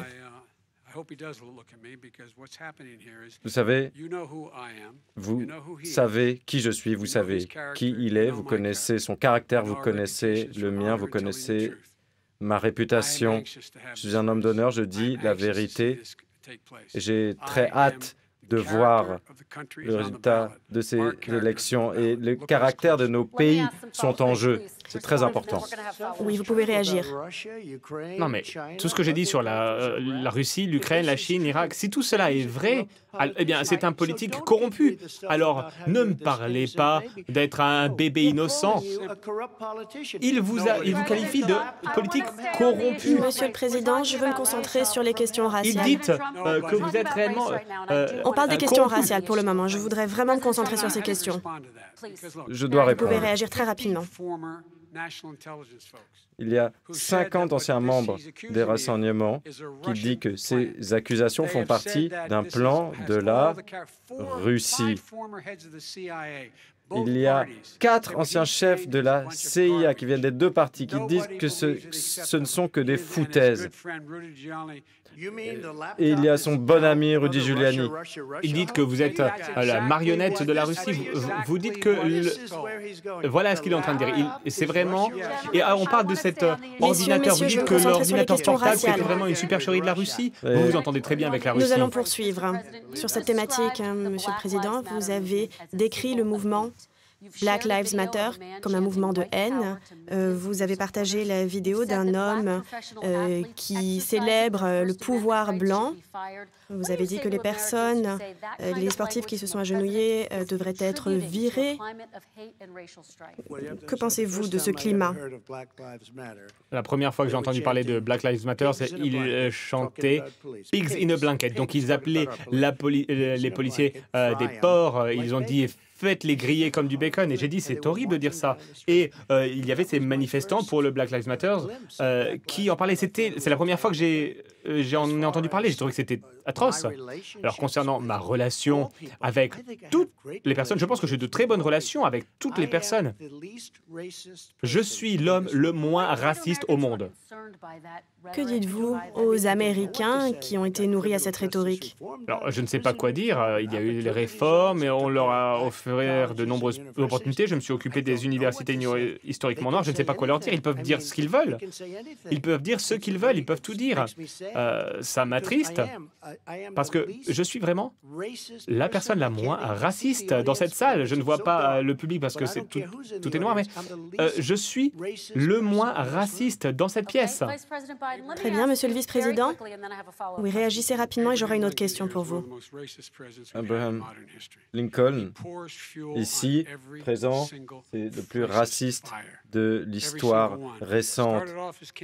Il met de l'huile sur le feu tout le temps. À la fin de sa campagne, il a dit qu'il se débarrasserait des violeurs mexicains. Il a interdit l'entrée sur le territoire des musulmans et il a fait empirer la situation tous azimuts. La dernière fois, on l'a entendu parler et il s'attaque à tout le monde. Monsieur le Président Trump, vous pouvez répondre. Vous parlez d'Abraham Lincoln? Qu'est-ce que vous voulez dire? Non, mais d'où ça vient, cette référence à Abraham Lincoln? J'ai dit, pas depuis Abraham Lincoln, il n'y a pas un président qui a fait ce que j'ai fait pour les communautés noires. Je n'ai pas dit que j'étais Abraham Lincoln. J'ai dit que depuis Abraham Lincoln, aucun président n'a fait ce que j'avais fait pour les communautés noires. Vous n'avez rien fait. Tout ce que vous avez fait, c'est cette loi sur la criminalité, Mon Dieu. et qui a placé des dizaines de milliers d'hommes noirs, principalement en prison. Et vous savez quoi? Ils s'en Très souviennent bien. parce que Je regardez ce qui voudrais se passe poser une dans les question au votes. vice-président. Ils se souviennent de ça. Ils se souviennent que vous l'avez maltraité. Regardez ce qui se passe. Monsieur le Vice-président, je vous donnais l'occasion de répondre dans ce contexte. Donc, cette loi sur la criminalité que vous avez soutenue, qui a mené à l'incarcération de dizaines de milliers d'hommes noirs qui avaient des petites quantités de drogue sur eux, donc leurs fils, leurs oncles. Toutes ces familles continuent à souffrir de ces conséquences. Parlez à ces familles. Pourquoi devraient-elles voter pour vous? Dans les années 90, nous avons adopté, tous les sénateurs ont voté pour une loi sur la drogue et la façon de gérer de ce problème. C'était une erreur. Et depuis, j'ai essayé de changer la situation, notamment tout ce qui concerne la cocaïne. Et c'est pourquoi je dis que nous devons envoyer personne en prison pour des délits liés aux stupéfiants. Nous devons faire de la réhabilitation. C'est là que nous devons mettre notre argent. C'est ce que je dis à nos amis républicains. On ne doit pas aller en prison pour des problèmes d'alcool ou de consommation de stupéfiants. Il faut être traité. C'est ce que nous voulons faire. Parce que nous avons pu voir que c'était une erreur d'adopter ces lois. Et pourquoi vous ne l'avez pas fait? Vous voyez, ça parle, du blabla, mais pas d'action. Pourquoi il ne l'a pas fait? Voilà ce que je vais faire lorsque je vais être président. Vous étiez vice-président aux côtés d'Obama, qui était président, pendant 8 ans. Pourquoi vous ne l'avez pas fait? 8 ans pour le faire. Et à présent, vous dites, oh, je vais le faire. Vous ne faites que parler, que des paroles, pas d'action. Nous avons libéré 30 000 Non, prisonniers. vous n'avez rien fait. 38 000 prisonniers ont été libérés des prisons fédérales. Il y a 1000 personnes qui ont été graciées. C'est nous qui avons adopté une législation pour s'intéresser aux pratiques des commissariats et des forces de police. Nous avons lancé le processus, en tout cas. Nous avons perdu les élections et c'est pourquoi je me présente aujourd'hui pour gagner les élections et changer ces politiques. Votre Une réponse, question. et nous allons passer au changement climatique. Une question, pourquoi vous ne l'avez pas fait pendant les 8 années où vous étiez au pouvoir, il n'y a pas si longtemps? Pourquoi vous ne l'avez pas fait? Vous dites, je vais faire ci, je vais faire ça. Mais vous avez fait incarcérer des 10 000 personnes, principalement des Noirs.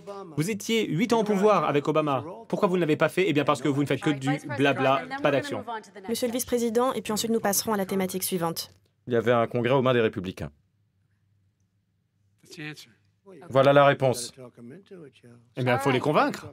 Il faut les convaincre. Très bien, nous allons passer à la section suivante. Comme je l'ai fait avec la réforme du système pénal. Messieurs, s'il J'ai vous convaincu plaît. des démocrates. Le temps est presque écoulé, nous devons passer au changement climatique. Vous avez des perspectives très différentes sur le changement climatique. Monsieur le Président, vous avez dit que la réglementation environnementale nuit aux emplois et au secteur énergétique. Monsieur le vice-président, pour vous, faire face au changement climatique, c'est la possibilité de créer de nouveaux emplois. Comment pensez-vous combattre le changement climatique? On va commencer par vous, Monsieur le Président. Vous avez 2 minutes.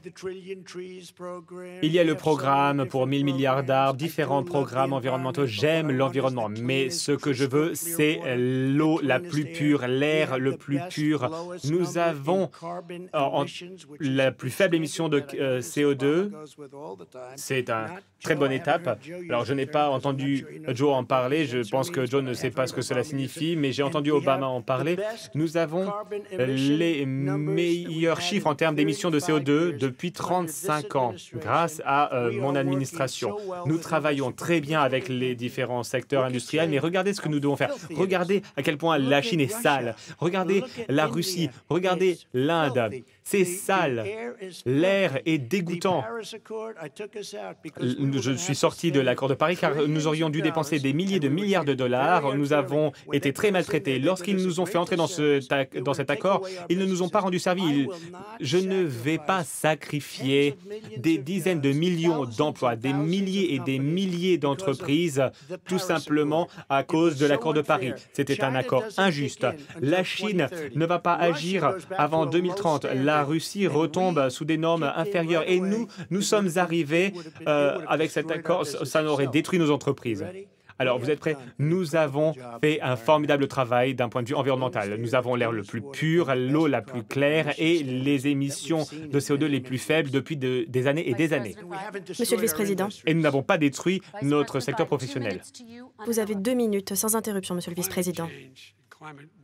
Le changement climatique, le réchauffement climatique est une menace existentielle qui pèse sur l'humanité. Nous avons l'obligation morale de faire quelque chose et tous les grands scientifiques du monde nous disent que nous n'avons plus beaucoup de temps.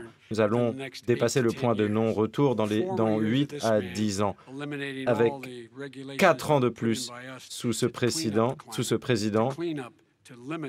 avec tous les efforts qui pourraient être faits pour limiter les émissions, qui ne seront pas faits, nous mettrons dans une situation très difficile. Nous avons une vraie occasion à saisir. J'ai réuni les travailleurs et les organisations environnementales pour travailler à mon programme et tout le monde le soutient, cela permettra de créer de l'emploi. Il y aura 50 000 bornes de recharge sur nos autoroutes à construire et nous pourrons nous lancer dans l'automobile électrique. La Chine le fait déjà. Il y a 4 millions d'immeubles et 2 millions de logements de maisons qui seront rénovés pour économiser de l'énergie. Et nous pourrons créer de très nombreux emplois, ce faisant. Et tout cela permettra de créer des millions d'emplois et de faire en sorte d'avoir un environnement plus sain. Notre santé et nos emplois sont en jeu. Aujourd'hui, Wall Street affirme que mon programme permettra de générer plus de 18 millions d'emplois. C'est 7 millions de plus par rapport à son programme. Et donc, il y a des effets sur le climat et sur l'économie. Je l'ai dit, les familles vont perdre $650 à cause de son plan. Son plan est une catastrophe économique. Regardez ce qu'il souhaite faire. Regardez son plan. Regardez son plan environnemental. Vous savez qui l'a développé? Alexandra Ocasio-Cortez et ses amis. Alors, elle sait faire certaines choses, mais elle ne connaît rien à l'environnement. Et lui, il profite ou il applique son programme. Son plan coûte 100 000 milliards de dollars. C'est infinançable. Il parle des bâtiments. Il souhaite abattre des bâtiments pour créer pour faire rentrer de plus grandes fenêtres sur des plus petites fenêtres. S'il n'y avait pas de fenêtres, ça coûterait encore moins d'argent. C'est un plan fou, le plan le plus fou que l'on ait jamais vu. Et tout cela est fait par... Ça n'a pas été développé par des personnes intelligentes.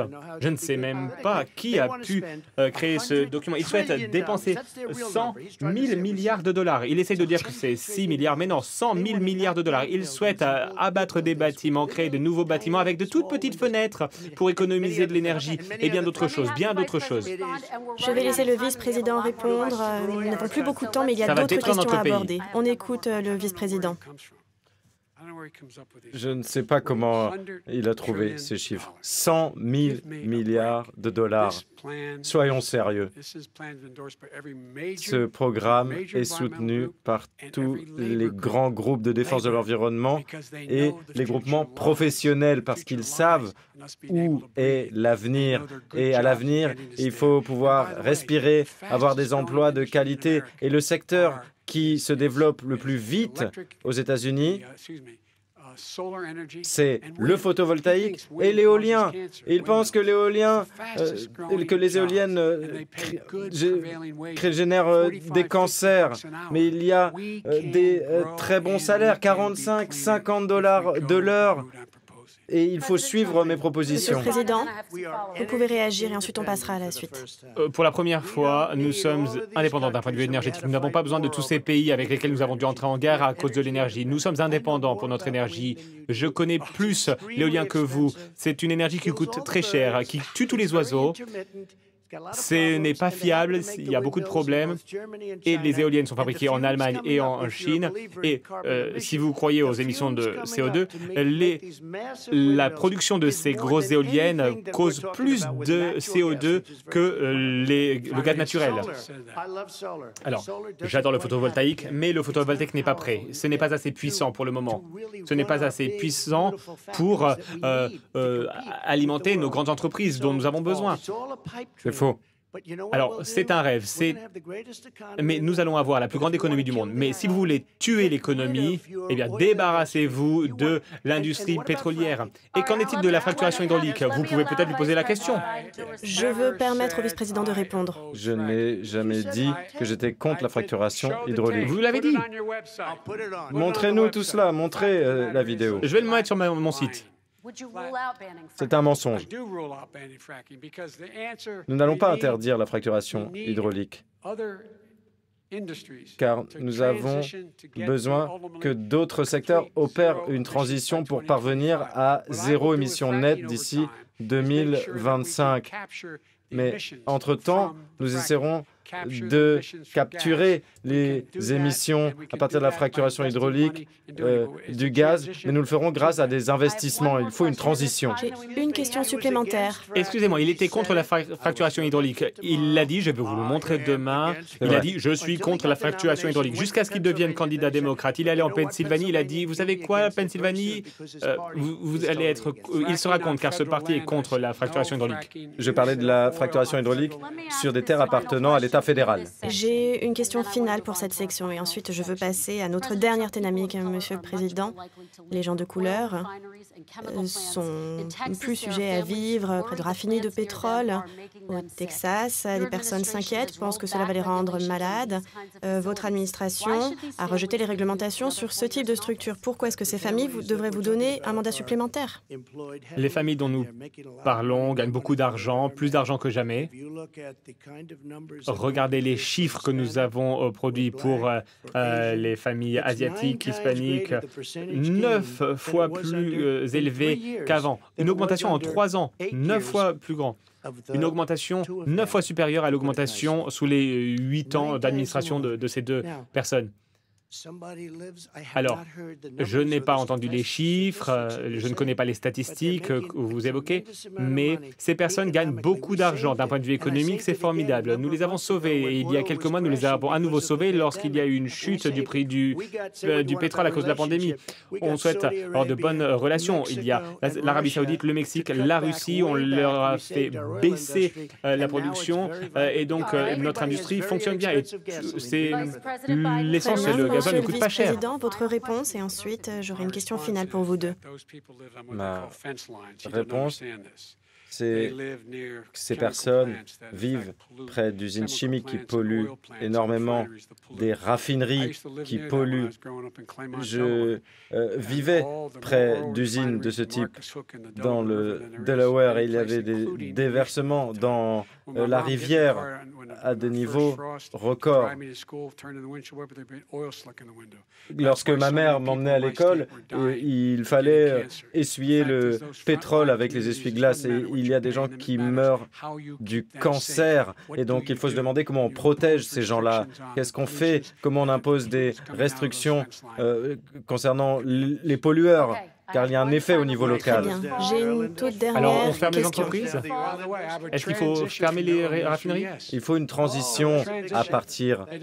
Une transition, une grande déclaration. À partir du secteur pétrolier. Pourquoi feriez-vous ça? Parce que le secteur pétrolier pollue Je de vois. manière considérable. Grande prise de position. Laissez-moi finir. Il faut remplacer tout cela par des renouvelables, des énergies renouvelables, par étapes. Et donc j'arrêterai de subventionner ce secteur pétrolier au niveau fédéral. Et je subventionnerai l'éolien et le solaire. Oui, Très pour bien. le solaire Il nous éolien. reste C'est une une question. grosse erreur d'un point de vue commercial. C'est une grosse erreur. Parce qu'en Une gros, question il dit qu'il va finale. détruire l'industrie pétrolière. Vous vous en souviendrez, le Texas, la Pennsylvanie, l'Oklahoma? Monsieur le vice-président, 10 Loyaux. secondes pour que vous réagissiez. Je passe à la question finale. Il sort tout de son contexte.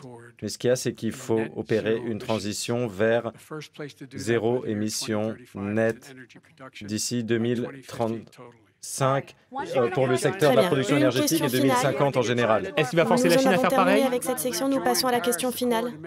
Nous allons rejoindre les accords de Paris et faire en sorte que la Chine Très achète bien. Une ce dernière qu'ils ont question promis. sur Bien sûr, mais bien sûr. la gouvernance, le leadership. Une question pour vous, Monsieur le Président. Imaginez que c'est le jour de votre investiture.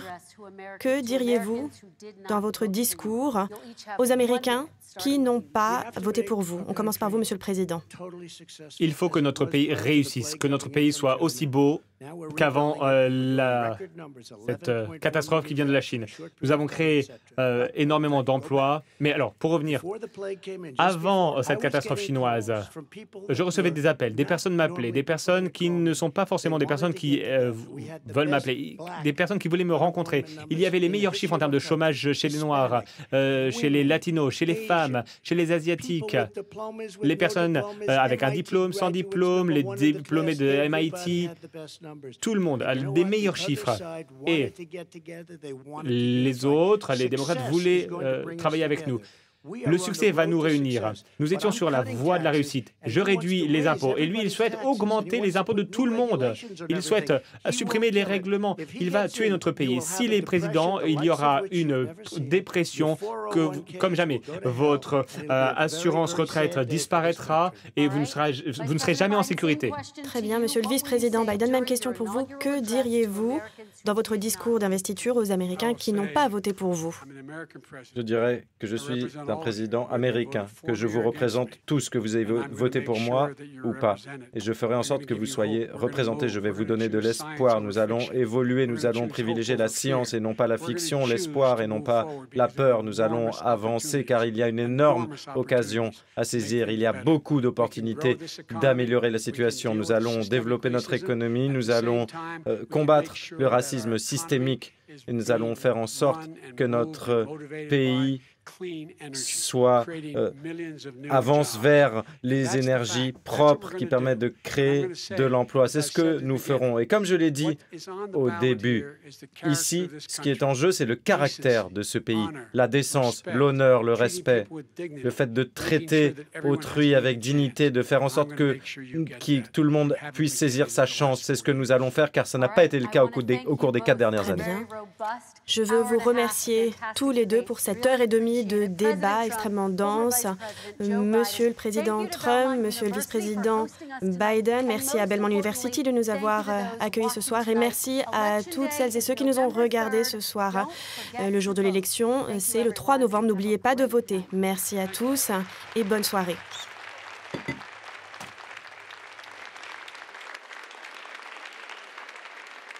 Voilà, il est 4h36 exactement ici à Paris et vous venez donc d'assister en direct sur France 24 à cette deuxième et dernière confrontation entre Donald Trump et Joe Biden à Nashville aux États-Unis. Nous sommes à 12 jours de l'élection présidentielle. Merci à tous ceux qui nous ont rejoints en cours de route. Un débat, on vient de le voir, moins cacophonique que le premier, même si les attaques étaient au rendez-vous. Joe Biden qui a rendu coup sur coup. On voit ici donc sur ces images les deux présidents qui sont à côté de leur épouse et qui vont donc partir, qui vont quitter ce plateau donc, où ils ont débattu pendant 1h30. Joe Biden, on l'a vu, il a été assez combatif, il a rendu coup sur coup, il a appelé Donald Trump à publier sa feuille d'impôt, soutenu qu'il avait un compte secret en Chine. Donald Trump, lui, a accusé Joe Biden de corruption, d'avoir reçu 3,5 millions de dollars de la Russie. Et parmi les échanges marquants de ce dernier round, de cette nuit, eh bien, par exemple, Joe Biden a martelé qu'un président responsable de tant de morts pendant le coronavirus ne peut pas rester au pouvoir, qu'il n'avait pas de plan contre la pandémie, ni en matière d'assurance santé. Je vous propose de réécouter un des extraits de ce débat, justement, sur le Covid. Et finalement, qu'est-ce qu'il a fait? Eh bien, il n'a rien fait. Et il sort de l'hôpital et là, il nous dit « Ne vous inquiétez pas, ce sera bientôt fini ». Mais aucun scientifique sérieux ne peut dire cela. Monsieur le Président, votre réaction? J'ai dit que nous apprenons à vivre avec, nous n'avons pas le choix, nous ne pouvons pas rester confinés dans notre garage comme Joe Biden. Lui, il a la possibilité de s'enfermer chez lui. J'imagine qu'il a gagné beaucoup d'argent pour pouvoir s'enfermer pendant aussi longtemps, mais ce n'est pas possible pour les autres Américains.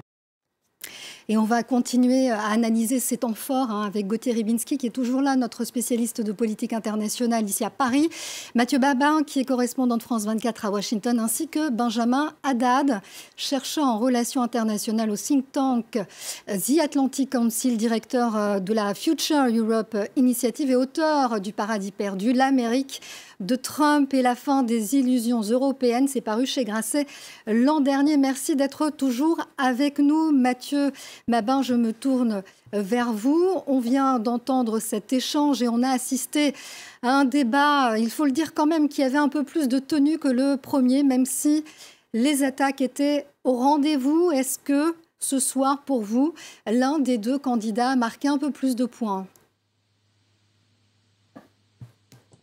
Écoutez, c'est extrêmement difficile à dire. Ce qui est absolument certain, et vous l'avez dit en substance, c'est que ce débat n'avait strictement rien de commun avec celui du 29 septembre. Le jour et la nuit, en réalité. Difficile de croire que les hommes qui ont participé au débat du 29 septembre étaient les mêmes que ceux que nous avons vus ce soir à Nashville. L'astuce des micros coupés pour forcer un débat audible a donc fonctionné. Les deux hommes étaient prêts et se sont rendus, coup pour coup, vous l'avez dit également, sur le terrain de la pandémie, par exemple, où les écoles démocrates et républicaines se sont concrètement affrontées sur le terrain de l'économie et des vies humaines, en réalité à la manière du débat qui a déchiré le camp démocrate et le camp républicain depuis le début de la pandémie. Donald Trump rappelant qu'une fermeture du pays aurait conduit l'Amérique à la banqueroute et Joe Biden assénant le terrible chiffre de 222 000 morts. En réalité, il s'agit de 223 au moment où nous parlons. École contre école, donc, encore dans le domaine de la couverture santé, de la gestion du budget de l'État, et jusqu'à l'immigration. À 4 reprises, cependant, 4 reprises consécutives, Joe Biden aurait pu déstabiliser Donald Trump, mais le président en exercice a transformé la rencontre en une forme de bataille de bilan. Le bilan Obama-Biden contre le bilan Trump-Pence, et ça a fonctionné. Donald Trump risquait le dérapage grossier, on s'y attendait, ça n'est pas arrivé. Joe Biden risquait la faute grave de langage, ça n'est pas arrivé non plus. Alors Benjamin Haddad, vous avez aussi suivi bien sûr ce face-à-face. C'est un nouveau test aussi pour Joe Biden. Il a quand même réussi à tenir tête, à résister face à ce Donald Trump agressif. Mathieu Mabin vient de parler que ça a été en quelque sorte bilan contre bilan. Joe Biden a paru quand même déterminé, notamment lorsqu'il était question d'ingérence étrangère dans l'élection. Il a dit, quel que soit le pays qui menace nos élections, il en paiera le prix. Il est assez déterminé quand même, Joe Biden. Oui, alors il a essayé de se poser donc évidemment en challenger du bilan de Donald Trump. Il a attaqué bill en tête sur les statistiques des morts de Covid. Il a attaqué Donald Trump notamment sur la question de la Russie, qui est un sujet qu'on entend beaucoup aux États-Unis depuis quelques années, et a essayé aussi de se poser comme étant plus proche des préoccupations des classes moyennes américaines, des vrais sujets du quotidien, rappelant à plusieurs reprises son enfance dans le Delaware, utilisant à très nombreuses reprises cette formule "come on man", essayer de renvoyer Donald Trump face à ses responsabilités et ses contradictions. Moi, ce que j'ai trouvé assez frappant en fait dans ce débat, c'est que le format a été changé, avec notamment l'impossibilité d'interrompre en coupant les micros à cause des interruptions de Donald Trump lors du premier débat. Et finalement, ce nouveau format a plutôt été à l'avantage de Donald Trump, qui a été moins irritant que dans le premier débat, et on a vu en fait les deux être capables de dérouler leurs argumentaires, d'essayer de pousser leurs adversaires devant leurs contradictions et leurs retranchements, et comme Mathieu Mabin l'a dit, Donald Trump essayant de dépeindre Joe Biden comme un politicien à l'ancienne, finalement comme un sortant, comme quelqu'un qui est comptable non seulement des années Obama, mais de 47 ans de carrière politique.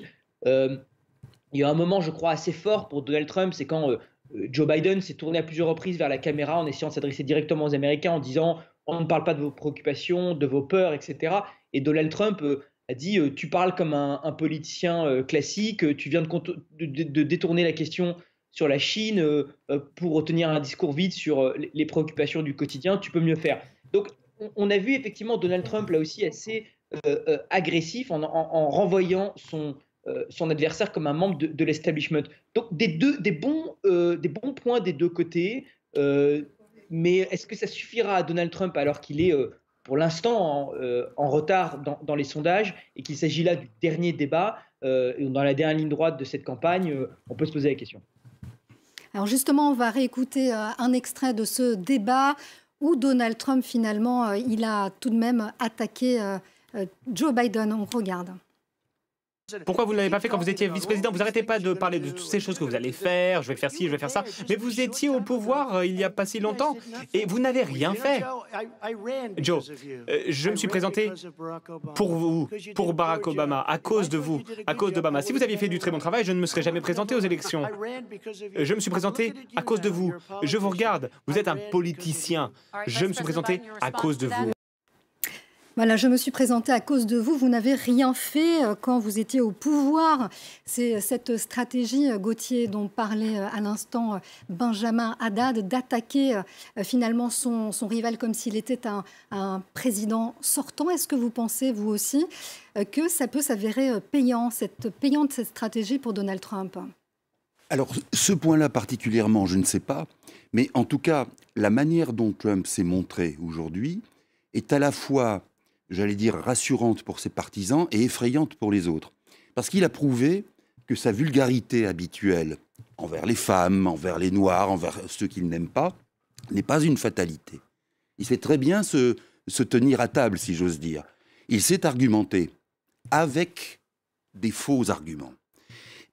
Biden, en face, a mis quand même un peu de temps, alors j'allais dire se réveiller, parce que malheureusement c'est comme ça que Donald Trump l'appelle, Joe Biden l'endormi. Mais il a mis du temps à sortir de sa... Alors, je ne sais pas, est-ce que c'était sa volonté, justement, de ne pas céder à la provocation de Trump? Mais malgré tout, une partie du début était extrêmement poussive pour lui. Et c'est vrai que les questions sociales ont été un peu plus faciles. Il y a un point aussi, pour répondre plus précisément à votre question, qui me semble capital dans ce genre d'exercice. On ne peut que se féliciter de cette tenue, comme vous avez dit, du débat qui a été bien meilleur que la première fois. Maintenant, de la même manière que le 29 septembre, on a eu du mal à dégager les idées politiques des uns et des autres, là, on pense pouvoir le faire un peu mieux, sauf que quand ça repose sur des contre-vérités, je ne sais pas si l'exercice est si bénéfique que ça. Et ça impose, ça me fait penser, on en parlait tout à l'heure, ça me fait penser à la façon dont certains médias britanniques avaient organisé des débats, des discussions entre membres de ceux qui étaient pour le Brexit et ceux qui étaient contre. Et jamais on ne leur a apporté une contradiction. Résultat, des énormités sont passées à travers le tamis qui n'existait pas, et ça a été dramatique. Là, par exemple, 2 points que j'ai notés, mais il doit y en avoir plein d'autres. Sur la Chine, quand Donald Trump dit « elle paie la Chine », c'est faux, elle ne paie pas un seul centime.